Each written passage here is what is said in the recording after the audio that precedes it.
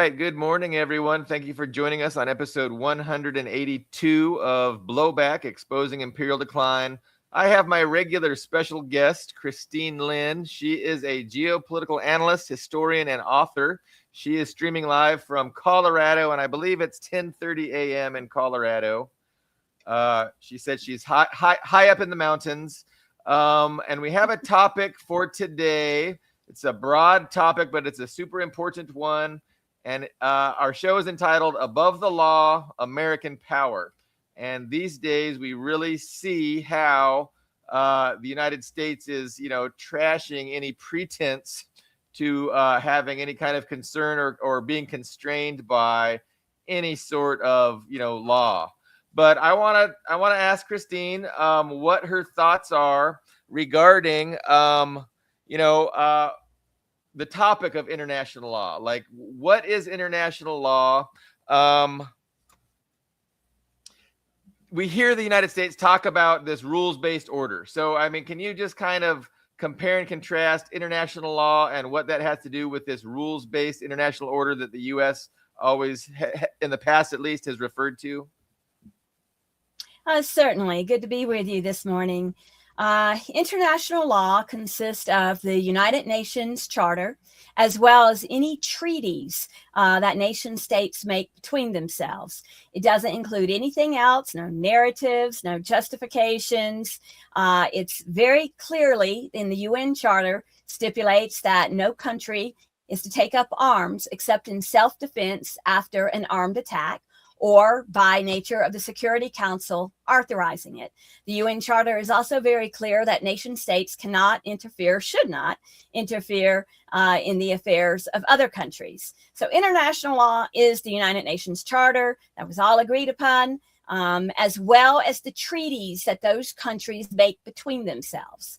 Now, that totally contrasts with the rules-based order. And I think it may come as a surprise to a lot of Americans and Westerners. There is no such thing as the rules-based order. It does not exist at all. It is simply imperial rhetoric. And people don't question it, but it doesn't exist.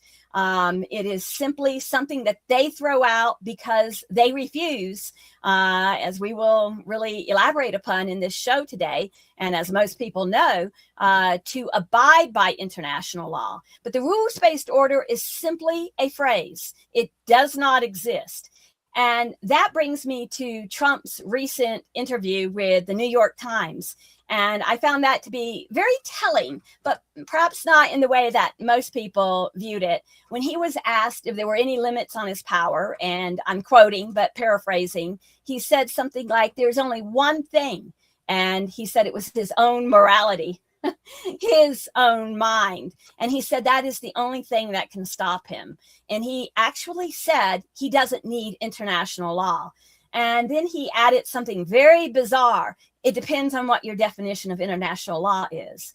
Well, all of that is absolutely, should be very alarming to the people of the world, and it is to the rest of the world, but not to millions of Americans who actually praise this. I mean, I saw so many Americans saying this is what they voted for, and they do not even seem to see the inherent danger in a man making himself essentially a god without regard to international law. No, international law is clearly defined, as I always have said, but that comes very convenient for him. And I would say that he is a symptom, Billy Bob.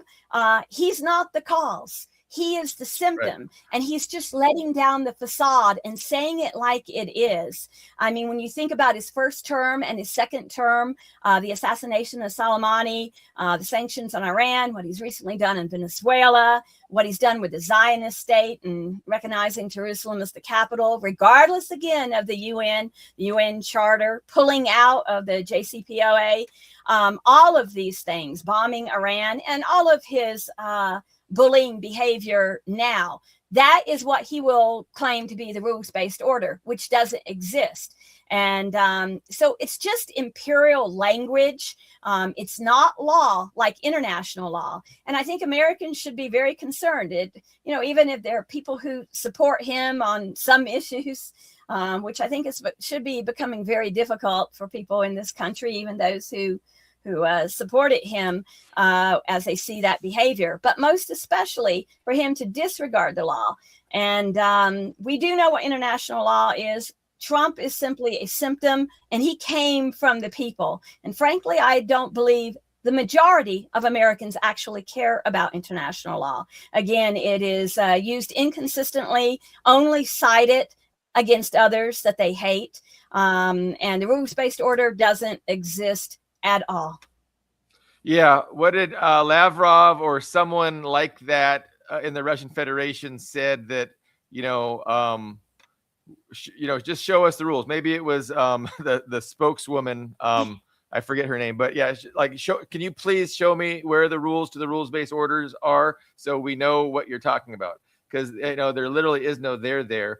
It's as if after World War II, there was a broad consensus amongst humanity that we needed to do something, create some kind of an international system so that we don't have to repeat all the millions of deaths that happened in World War II.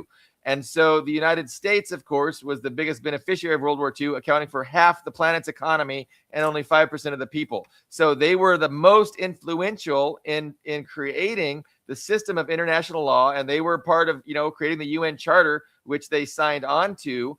But they have never, considered themselves constrained by it, right? And so they gave lip service to, they helped create it, and it's a just system, like you said. I mean, if you read the UN Charter, I mean, it's great. Non-interference, everybody, every country can, develop itself and have sovereignty.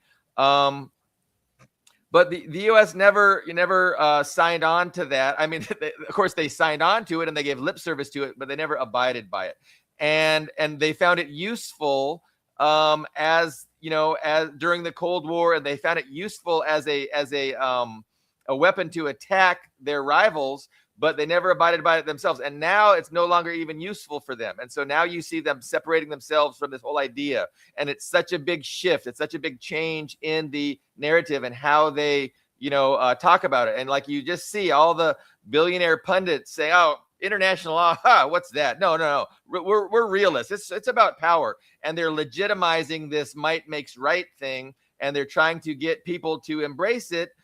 Because again, it's useful. It's what the elites need now. Whereas before they found it more useful, to have this pretense of rules-based order. Okay. So Marxists, what is the Marxist perspective of how the United States is behaving? What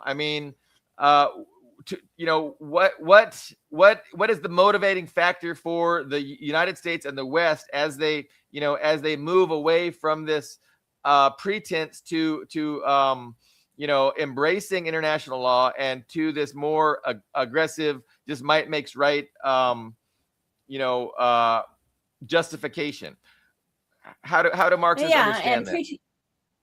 And pretense is the word. And you were referring to Maria Zakharova, you were talking about and her comments on it. And also even President Putin, I think it was just yesterday, used the exact same terminology we are about those nations that are operating as if might makes right. So, it's fully seen by the majority of the world. And that's something else Americans don't seem to understand. The majority of the world does understand and rejects the American behavior. But in terms of a Marxist, I'd have to say, Billy Bob, this is where it really enlightened me. Marx and Stalin helped me to understand something that for decades, in my rejection of U.S. imperialism, I would refer, and sometimes I still find myself doing so, but I have to stop myself and think about it. I used to think of the United States as a rogue state, exactly as we were discussing that it had the pretense of recognizing international law and caring about human rights, and that it was a rogue state. But in reading Marx and Stalin, I realized, no, it's not a rogue state at all. it is not operating outside of its actual values. Its economic base is what shapes its behavior. It's doing exactly what it was founded to do, because it is the highest stage of capitalism.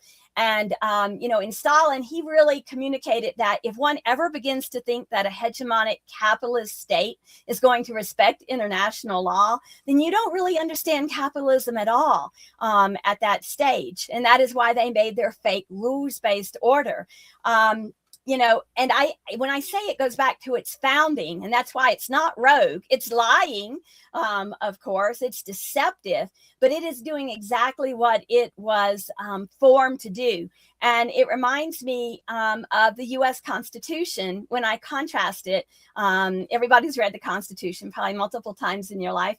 But have you read, for example, read how China operates or how the Russian Federation operates? Now, the Russian Federation Constitution is just absolutely beautiful. And I would contrast that because in the United States Constitution, it's really making capital the priority, the protection of capital. Capital is sovereign as you read through it, and contracts, protection of property, commerce, that's what it's about. It's not protection for society, for labor, for social welfare. And it is so much different. And when you read the Russian Federation Constitution, for example, it talks about that it is a social state, just the opposite of how the United States is formed, and that the government is formed to create conditions, and I'm quoting right here, ensuring dignified life and free development of the individual. Now, you contrast that with the different articles and parts of the U.S. Constitution, which is really focused upon contract. It's focused upon capital. So, when we look at what Trump's doing right now, for example, he didn't make this system. This is the structure as it was originally formed, coming up to its, I would say, end. And as a result, we're also seeing the internecine fighting. And as Marxists, you should understand that in that, at that late stage, it doesn't take external factors to collapse such a nation state. It's very self from within, that internal collapsing.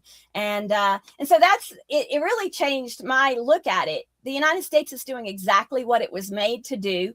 And like other empires in the past, it will also collapse. But it's not an anomaly. It's not something that can be changed, frankly.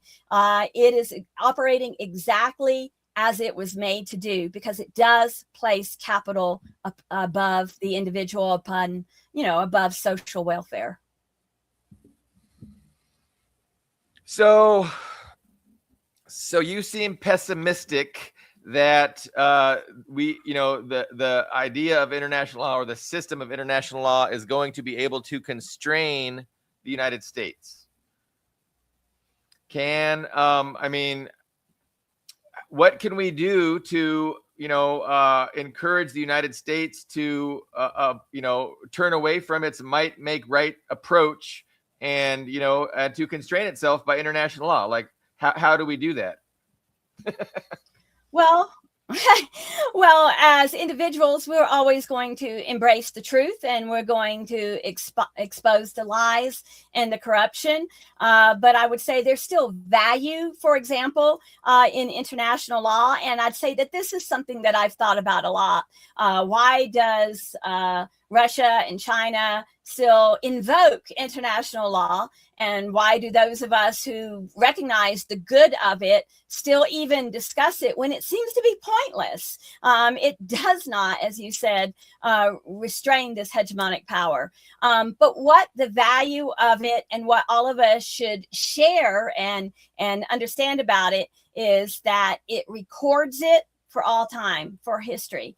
And it also exposes it. And it's something that I've thought about a lot, because I see, the Russian Federation frequently invokes international law. And I'm like, well, they're not going to do anything, but they're not set up to do anything. And the exposure part of that is good for the rest of the world. And that is why all of us should be speaking about it as a violation of international law.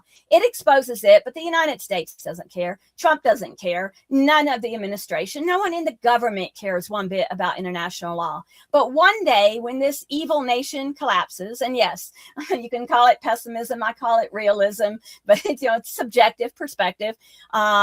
I believe that then it's going to serve the purpose of the historical record. Right now, it does still have value because it does expose the hypocrisy to the rest of the world. And that is why I think, Putin continues to invoke it. They don't invoke it out of naivety. You got to understand that. They're not invoking it because they expect some idealistic change. None of us should think that. But it's part of, and as Marxists, we should understand this, looking at the world, it's part of the struggle. And so to combat it, I would also say that it helps other countries in the world to see those countries which are reliable.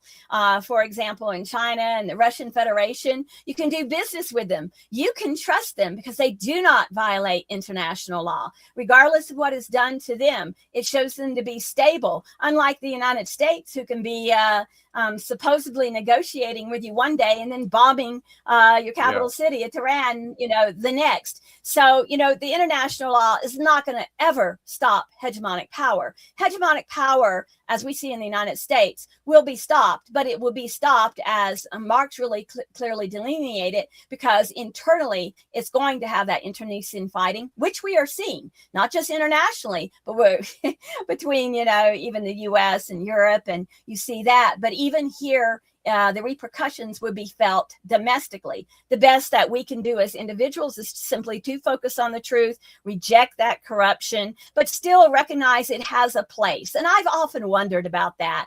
But, I've considered very much what Putin has said about it and the importance of it being maintained. It is right now the only thing we have. Although I have to say, I still have my personal thought that, perhaps the nations who do respect sovereignty and are doing much good trade may form their own. BRICS might form something that is such a perhaps true protective force to alleviate, to hopefully stop any type of conflicts between themselves. But in regards to the United States, no, it's never going to stop it. And there's nothing we can do about that.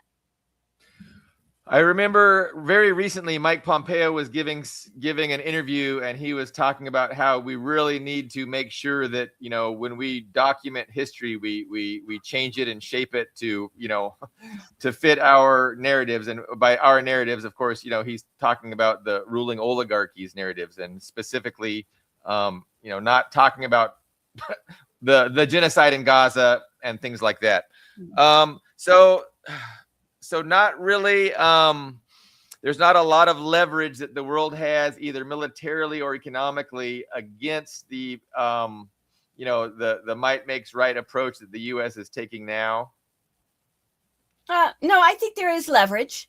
And okay. I think that the differences between us as Westerners, and I know myself and probably a lot of our audience share it, we are used to thinking that when something evil is done, something we reject that is done personally, or in this case, internationally, geopolitically, that we kind of feel, and it's human, that we want to see a response, at best a response, not a reaction, but something that we can really tie this to this. And I know that I'm certainly guilty of looking at things that way. When I see something happen, well, what is going to be the response? But there is leverage. And I think the difference is our mindset. When you think about the Chinese and when you think about the Russians, they are very strategic. And yes, there is great leverage against the United States. And so when you hear their blustery talk and Trump talking about, the great economy of the U.S. and all this nonsense that he's talking, and its strength and might, yes, economically and military it is, but it's not alone in that. We have Russia and we have China and we have other countries. But the leverage, I would say that such nations who very much care about not seeing the escalation, are going to do that economically and are doing that economically. I would remind everyone, where China had recently put that curb, if you will, on certain types of elements and metals, in regards to who it would sell to if it was going to then sell to the U.S. to be used in, its EVs and its weaponry and that type of thing. And the U.S. really reacted strongly to that. One small thing, but what you're going to see is China and Russia doing this strategically to suddenly, for example, cut off, which they could hurt the United States badly, instantly. I mean, if a nation, but they're not this way, want it to really hurt and almost collapse or cause chaos in this country, they could. There are so many things that the United States is dependent upon. And as long as, and it always will be, the United States is dependent, they're dependent on China. They're dependent on Russia. They don't want to talk about that, but they are. Then at any given time, any of these contracts, when they become renewable, I know Russia's done this several times, when they become renewable, they don't cut them off mid, which is like my thinking, why not just stop this that the United States needs? No, they wait until the natural expiration and they do not renew it. Now, when you look at this coordination, or let's say the combination of all of it, it's not done abruptly, but it's done slowly, systematically, and it is having the effect. It is undermining this hegemony at its foundation. I think the economic, instead of responding militarily, which of course it would, if it was an existential threat to, for example, the Russian Federation or China, but in this situation, they see it strategically best to do the economic, and they are doing it, actually. We see as the multipolar world is gaining more and more, want to join BRICS, for example, the United States dollar is losing its value. These countries are also deciding, because they see who the aggressor is, again, the value of international law, seeing who violates it, seeing who's dependable, is making countries worldwide deciding where they're going to put their assets, who they can be trusted, who they can actually trade with. And that is having its effect as the United States is losing aspects of its economic might that it never thought. That's why we're seeing the desperation right now of the United States. So I'd say they're not going to do it unnecessarily by force, but economically, and it is working.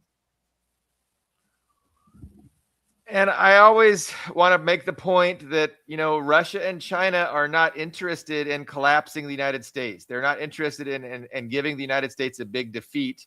They're interested in managing, the decline of Western imperialism, and they're interested in creating a world in that looks like the UN Charter, where other countries do respect the sovereignty of other nations. And so, China is really not interested in seeing a U.S. economic collapse, because that would be disastrous, for the global economy. Right. So I always say that, Putin and Xi are interested in managing this decline in a way that, limits the economic and, humanitarian fallout to this inevitable, collapse. And so they don't want a big war. If we can avoid a war, let's avoid a war. They don't want to escalate. They want to de-escalate, and they want the U.S. to just behave rationally and normally and according to the UN Charter, like we talked about. I would say to that, they want to avoid a global catastrophe. They're not, they don't behave stupidly like the Americans and the Europeans do. But it brought to mind when you were asking also in terms of what could restrain the United States, what could get the United States back, at least for some time, respecting international law. And I tell you, to me, in addition to whatever they do economically, there is only one thing that I've seen in history that has made some of these politicians in the United States ever start citing international law. And that is when Americans start coming back in body bags. And so if this administration, this country continues in its military excursions, interventions around the world, it's just a matter of time when that is going to happen. And it will, I do not believe ever unfortunately, yes, and you can call it pessimistic. I don't believe that the United States, under the way it's currently what we know of as the United States, is ever going to respect it because it's the right thing to do. But they will, quote, respect it and start invoking it themselves against other politicians.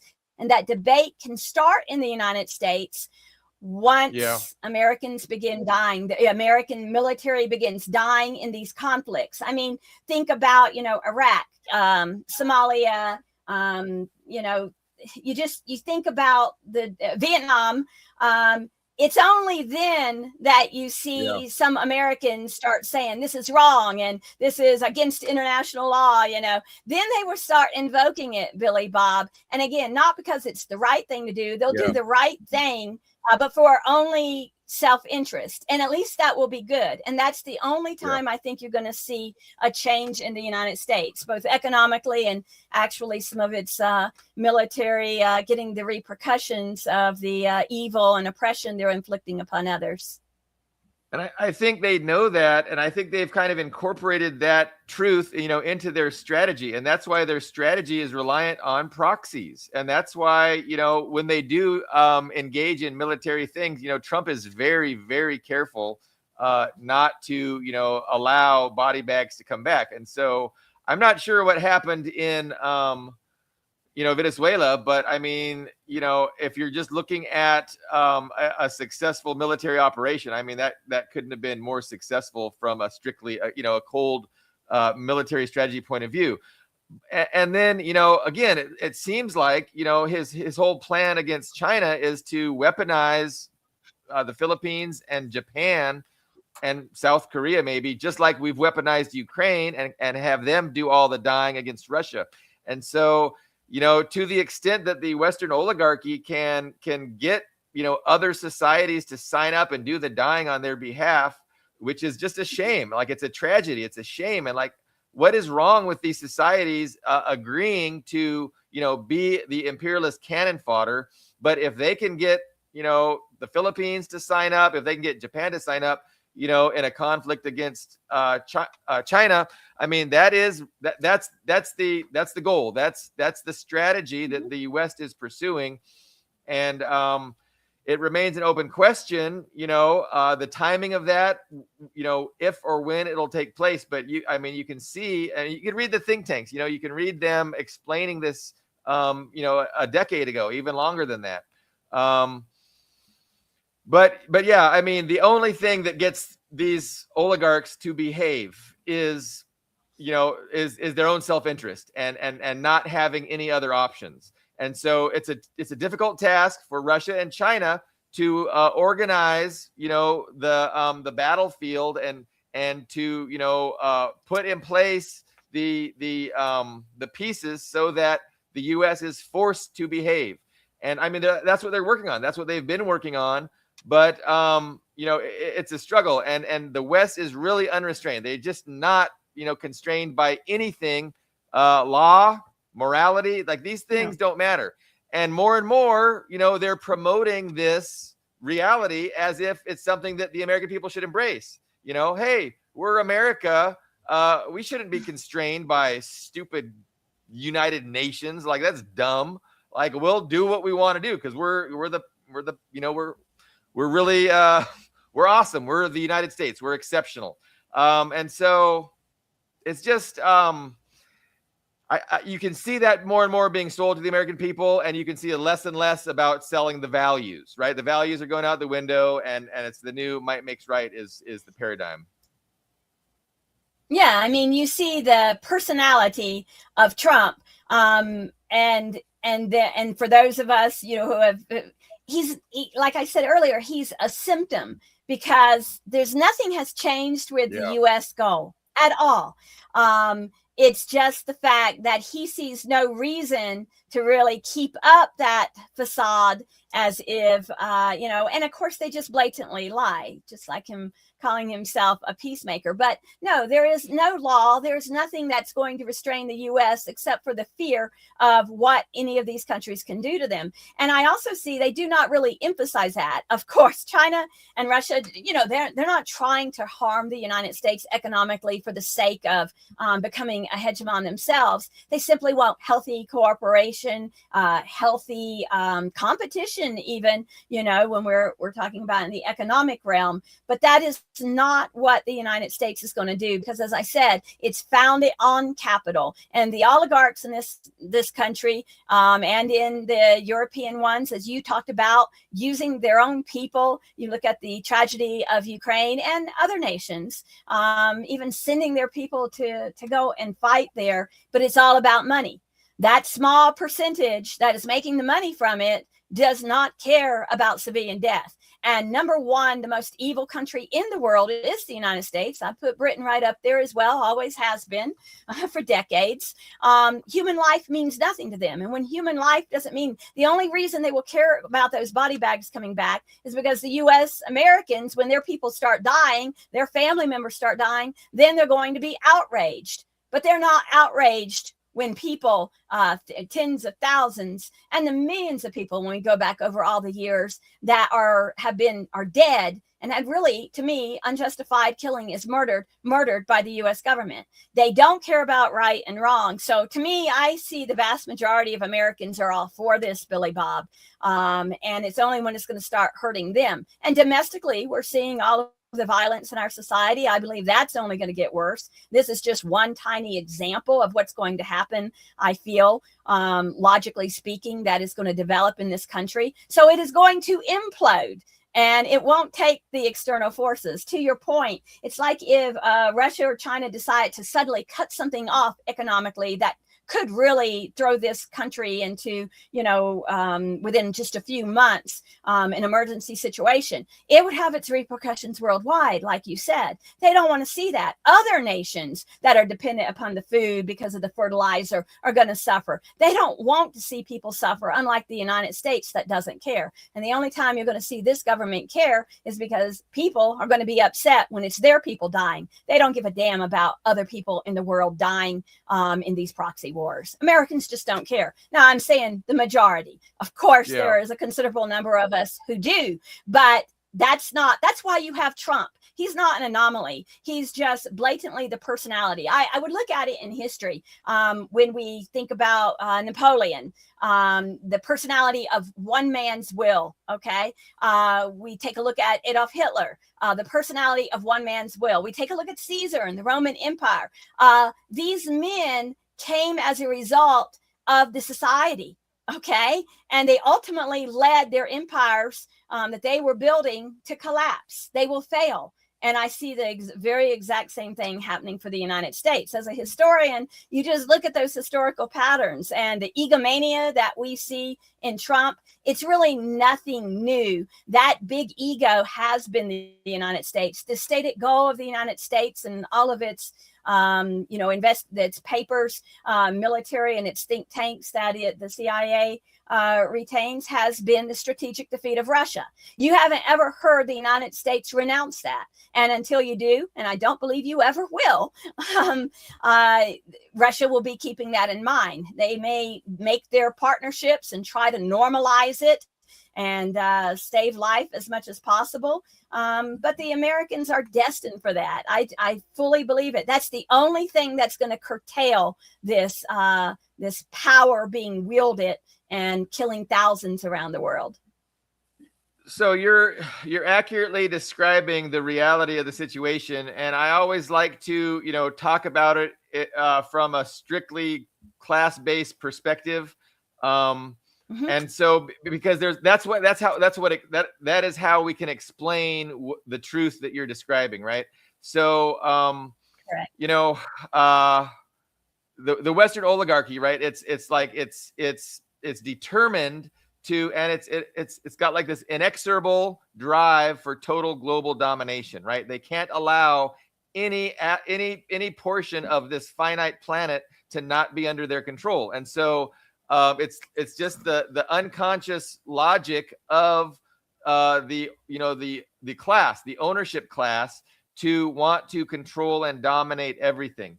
And so as part of that is, like we talked about, the American people. And so they have created an information system where the ideas that enter into people's heads are not completely compatible with this inexorable drive for total global domination by the United States. And they want to make sure that no ideas enter into the mass consciousness that are not that are contradict this inexorable drive. And so like you said, I mean, people don't care. People have been indoctrinated, they've been programmed, they've been brainwashed into not caring about this imperialism and this might makes right. And most of them have been indoctrinated to support it, right? And so this is tragic. This is terrible. But it can be best understood in this class dynamic where the ruling class controls the information, the education system, all the ideas that are disseminated and then are talked about at the water cooler. These are all the ideas of the ruling class, like Marx explained. And so so that's that's the reason why they don't care. And so that's our challenge. That's our challenge as people who know better. That's our challenge as people that have a rational grasp of reality, to kind of share this obvious truth with others and to get them to want to care.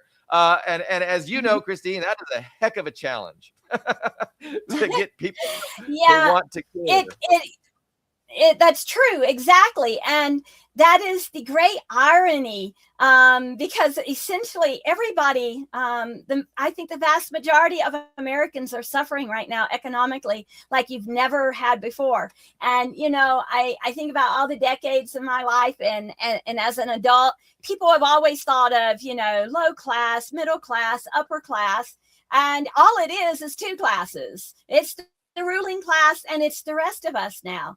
And yet these people have been so propagandized, indoctrinated, as you well said, to honor and defend those who are exploiting them. And that is where you and I come in, and those like us, in order for when someone shows themselves receptive. You said something interesting the other day in your show with the ACP, and it just made me laugh when they were talking about how we share. And I think Jay was speaking about, how he tries to find something in common with the person that he's talking to get something in common, and then say, well, that's what we're about.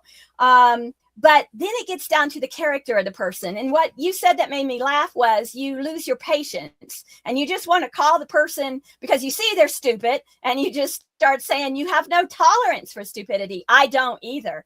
But here is the difference is, when you are having a dialogue and an intelligent conversation, even if you're on right now seemingly different poles, you and I know there's much in common, because everyone is suffering from, their exploitation. And that's what we work for in this country. It's just for the government, and they use it. They don't produce anything on their own. Government has never earned anything. It's all dependent upon us. So you want to find that common ground. But the key to it, so that you don't get upset, Billy Bob, is to know when to disengage and certainly when to engage. So when a person shows themselves to be receptive, even if they're right now feel they're diametrically opposed, you want to find that which is common and then begin to discuss it. But if the person we're speaking with resorts to name calling and insults and the type of language that is not called for in an intellectual discussion between two people, that is when the time to disengage. Because no matter what facts you share with them, Billy Bob, they are committed. And that is not just because of their indoctrination. That goes to the sense of character, because I know for myself in my life, I wouldn't be where I'm at now and realize the truth that I realize now and want to share without always being willing to question myself. I want to share what is the truth and what I know at this time, but I also want to always be willing to question. And unless a person shows you that, there is no reason to continue, because it will get that righteous indignation inside of yourself, and you do not want to go to their level. No, it reminds me in the Bible when Jesus said, do not cast your pearls before swine. Yeah. Okay, so don't, be willing to share, but make sure there's receptivity. I literally have had people say to my face, we'll be discussing something in geopolitics, especially when it comes to Russia. And you'll be telling them the facts and all about the SMO and how this, all of the persecution and death that the people of the Donbass have suffered. And you'll be telling them about NATO expansion. They know that what you're saying are the facts. And I've actually had persons say to me, well, you know more than I do. Those are the facts, but nevertheless, you're wrong. Well, there is no reason to continue a dialogue with such a person. Yeah. They even know they cannot dispute the facts. That is when, for your own peace of mind, you disengage and keep that energy to share with people who are willing to have a dialogue. There are plenty of people who will, and they will bring up and their objections, and then we can logically share with them what it is. So I agree with you, that we do share, and it is just the two classes, and it's a matter of, for those people who are able to grasp that and who have the intellectual capacity and the critical thinking. But I think it goes back to their character, because it's like I said, I'm always willing to admit when I'm wrong. If someone brings something to me and it's wrong, then I might have passionately felt something at one time in my life. Think about all the decades of your life, through your 20s, 30s, 40s, 50s, 60s. You have changed, but we evolve because we are willing to admit when we're wrong.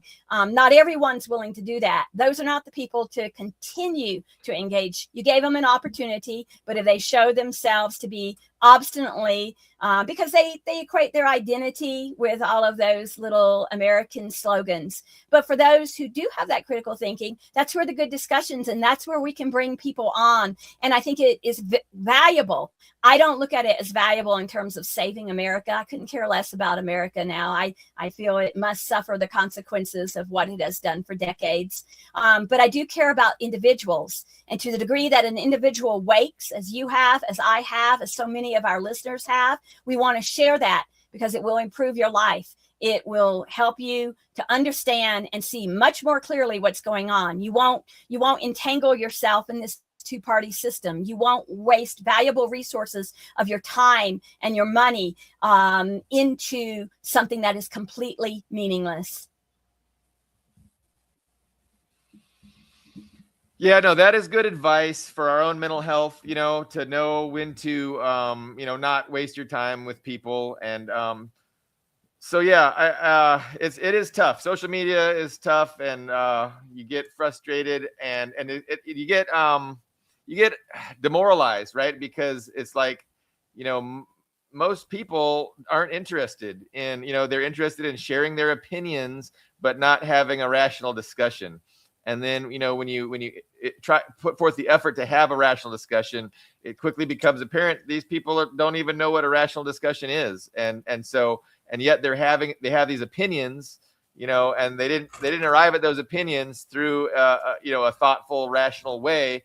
And so, you're not gonna reason them out of their opinions if they didn't think their way into those opinions in the first place. But it's our struggle. It's our I feel like that's what we should be doing, is, trying to open people's minds and, exposing them to an alternative perspective, which just is a lot more sensible than the nonsense that, comprises their current perspective.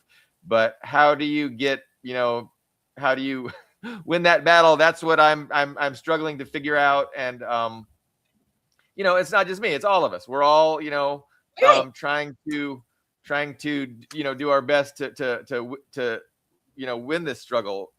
And I don't know. I think there's a distinction to be made, about the nation and about the people of the nation. And I think and there's the divide. There's the class divide, and so every nation is divided amongst the ownership class and the working class.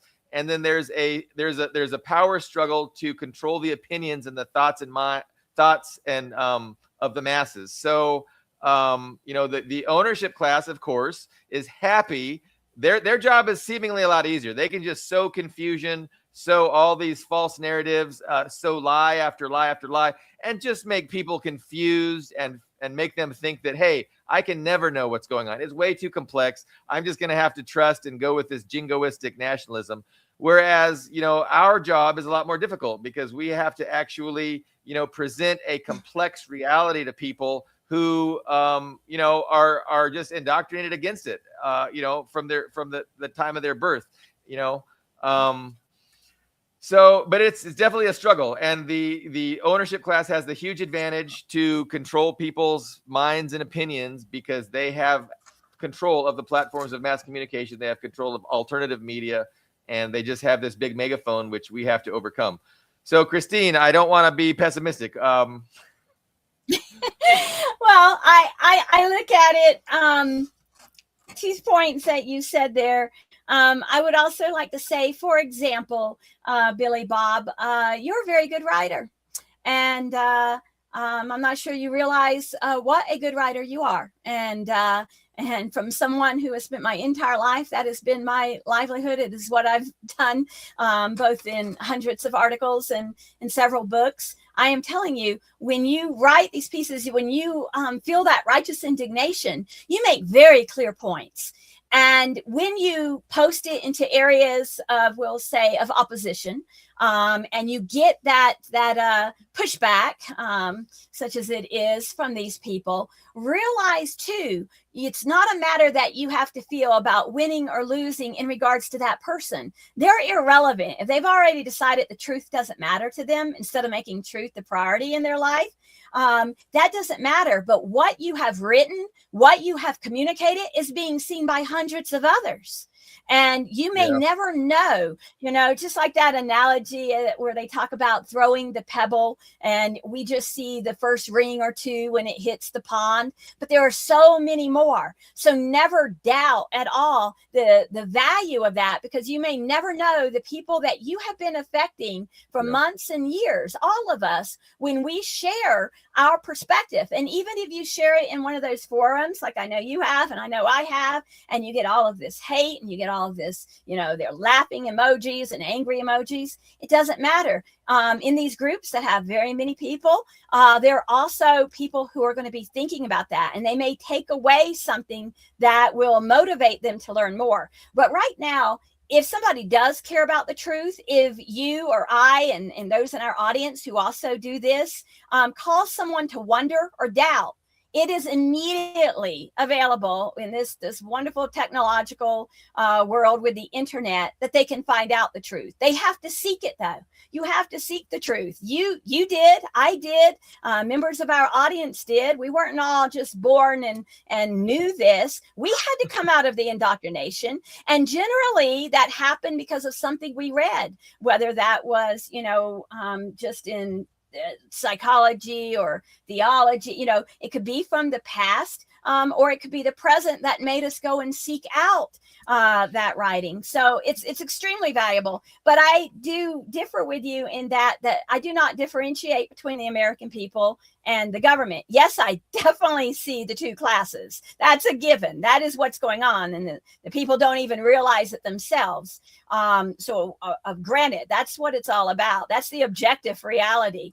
But no, in terms of their character, in terms of their spirituality, they have chosen, most people, I firmly believe, after my entire life, that most, and I say most, not all, but most Americans have accepted capitalistic greed as, no, it doesn't matter where they're at economically and financially, it doesn't matter how much they're struggling, but if they have the opportunity to cheat someone, to lie to someone, if nobody else is going to know, it's socially acceptable. I mean, I see so much is done for social acceptance, even their charity work. They want to make sure everyone knows about it. Now, again, I'm not talking about all of us, but there is a significant number that do everything just simply to fit into that social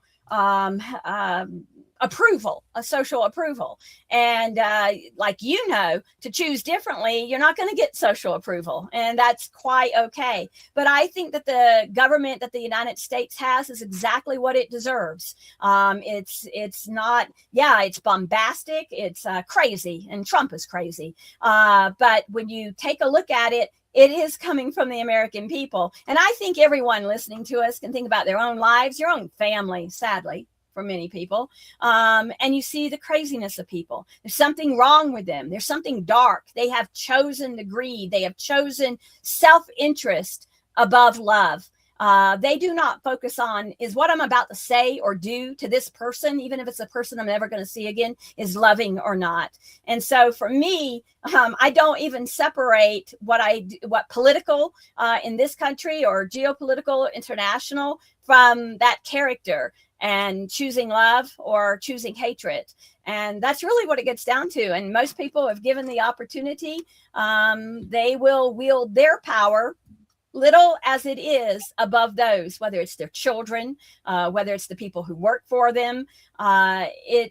There's something wrong with the American people. Frankly, I believe it goes back fundamentally. You brought all of these different people together. The Anglo-Saxons, I mean, look where we came from in terms of as a nation, not all of us, but the British. There's something fundamentally wrong. Doesn't mean that anyone can't choose differently, but that is what we're operating in. And it's a very dark morass. And no, I think that they're getting exactly what they deserve.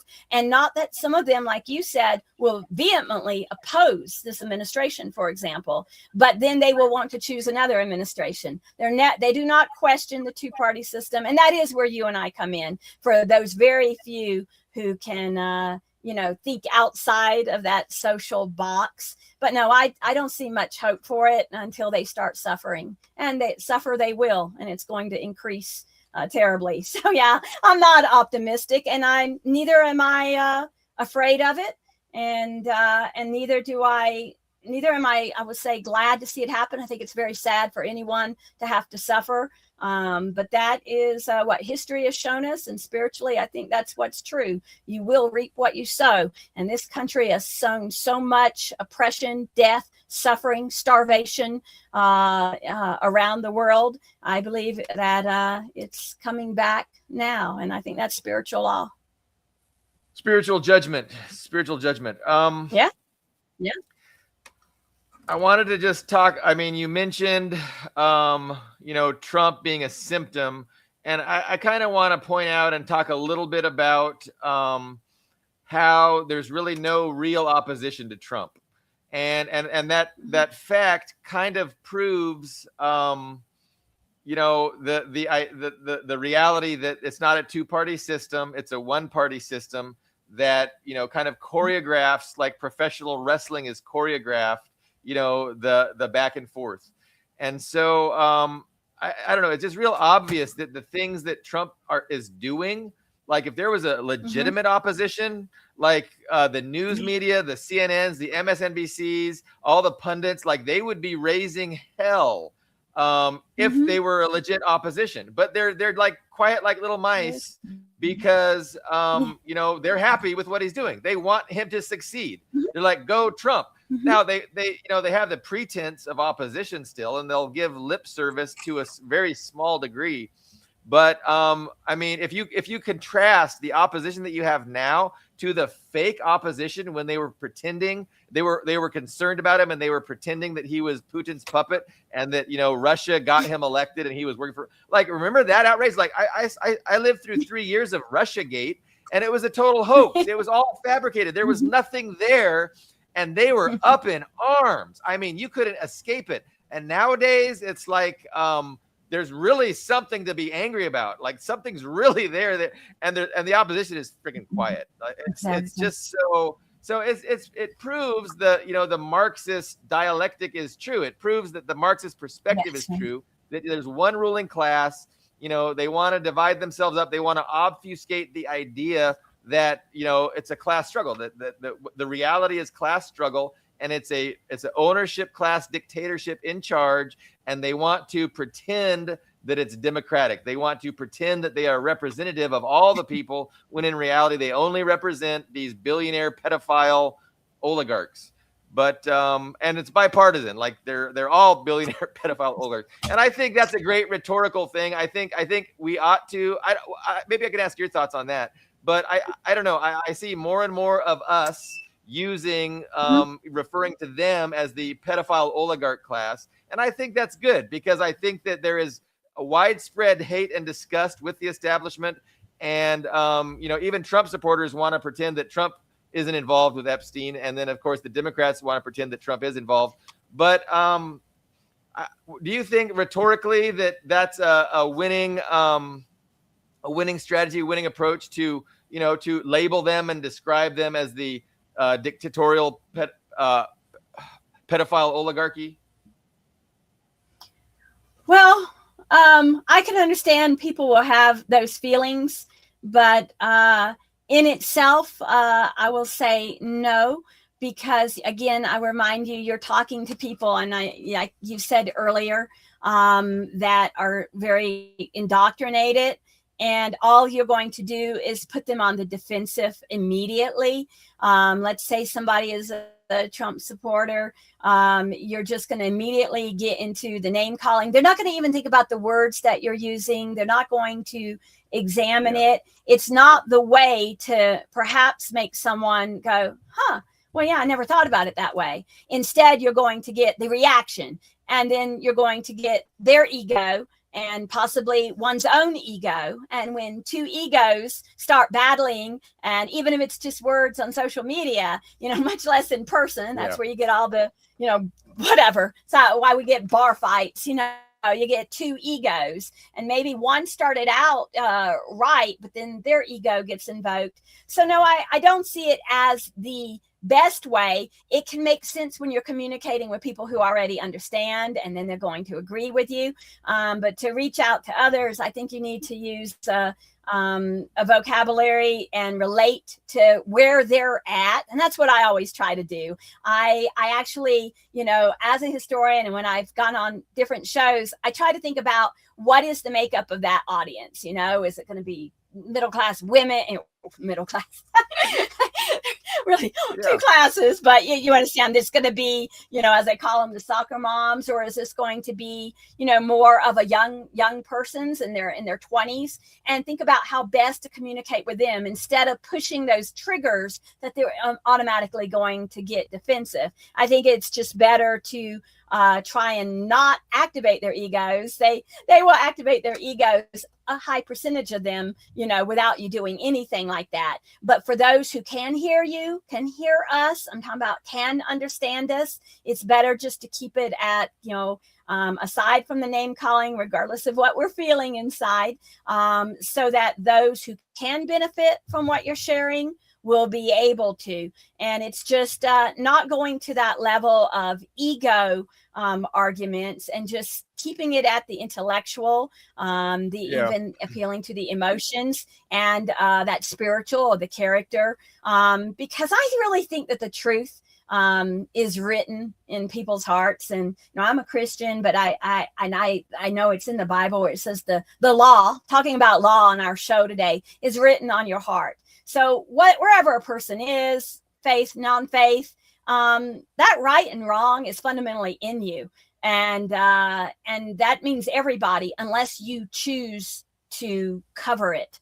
And I just think, sadly, going back to what we said earlier, many Americans have decided they know inside what's right and wrong. They can hear what they're doing and murdering all these people on the boats out of Venezuela, and now abducting, kidnapping the president and his wife, and what they're doing with Greenland. People inside, if you really press them, and for some reason they were suddenly put on that spiritual judgment, and what you say is going to determine your future. And I'm saying this in a kind of hypothetical way. They would know what was right and wrong, but they don't have to do that. So they choose what's wrong because it pleases their collective ego of the United States. So yeah, but you don't need to push people into that. Enough of them are going to go that way anyway. You want to keep your communication on a level that will reach those people who do have that critical thinking, and then they'll start to wonder about what they've accepted. I've met people who have told me it took them 50, 60. I've even had people in their 60s tell me for the first time they are realizing, I've had several people tell me this, that everything they believed about the United States and this country, everything, they now question because this was false and I was lied to and I was lied to. And people are capable of that.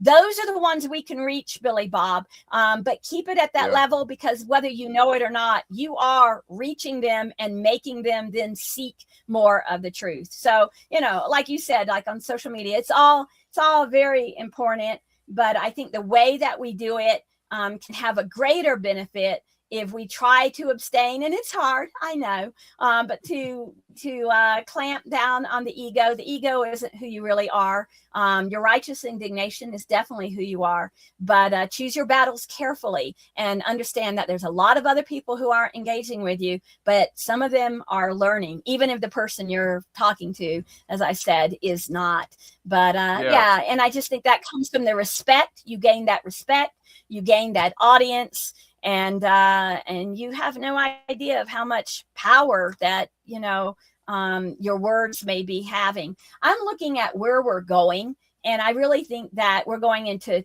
two trajectories. Okay. And I'm just thinking about the future, and I don't look at it as having one world. I feel we're going to have two distinct trajectories. I think that we're going to have the multipolar world, and corporation respecting sovereignty. And for those of us who remain in the truth, and we reject all this corruption, that is what we're going to embrace.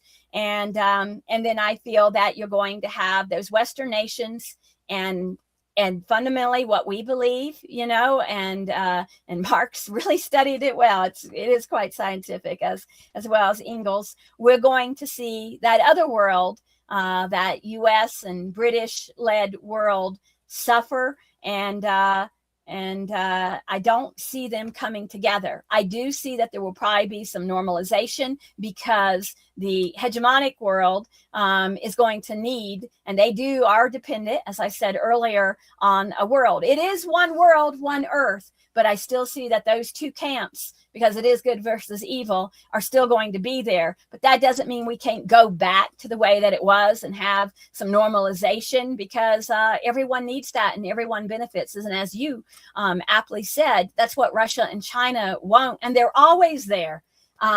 I was looking today, it may have been Lavrov speaking and Putin speaking. They're always ready for dialogue. They're always ready for that. But they are never going to trust the Americans again. No country in the world should ever trust the United States.